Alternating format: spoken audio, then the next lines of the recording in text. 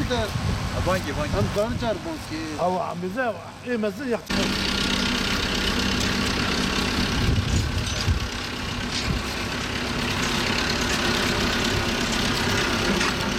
برمارا ملتا آف ری جلب تون جلب امریکان درکی هرن املا خوش امریکان به دکتر که امریکان بگین دکتر دوره ما خراب ری تونی ام رزیل بونچونه. Yetkililere sesleniyorum Allah rızası için. Bizim yollarımız yok, kanalizasyonumuz yok. Çocuklarımız okula gidemiyor. Engelli arkadaşlarım var. Ben dahil, ben de engelliyim. Bizim yolumuz yok. Herhangi bir ambulans gelemez.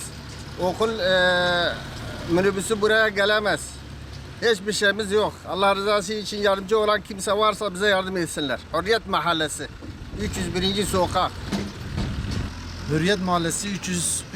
sokak 301. sokakta oturuyoruz.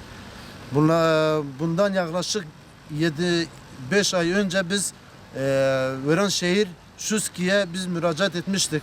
Kanalizasyon için, yol çalışması için belediye müracaat etmiştik. Şuski, Viranşehir'deki Şuski bizi Şanlıurfa Büyükşehir Şuski Genel Müdürü'ne yönlendirdiler. Biz dilekçemizi sunmuşuz bundan 5 ay önce. Biz orayı arıyoruz. Onlar diyor Viranşehir ilgileniyor. Viranşehir'e gidince Viranşehir Şuski'ye gittiğimizde de diyor Şanlıurfa Büyükşehir Belediye ilgileniyor. Buna bir çözüm yolu artık. Biz de şaşırdık. Kime başvuracağımızı şaşırdık. Bizim yollarımız bozuk. Çocuklarımız okula gitmiyor. Gittiğinde biz sabah götürüyoruz ama gelişte çocuklar sıkıntı yaşıyor. Yollar çamurdur. Kanalizasyonumuz yok. Ambar yapmışız. Ambar da şu an ambar patlaktır. Ambar dolunca aşıyor. Yollar bozuk. Onun çamur oluyor. Arabalarımız da zor geçiyoruz. Peki çocuklar nasıl geçecek?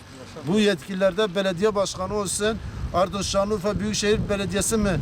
Kim yapacaksa buna bir çözüm yolu bulmasını istiyoruz. Gereken yetkililerden gereken çalışmalarını bekliyoruz.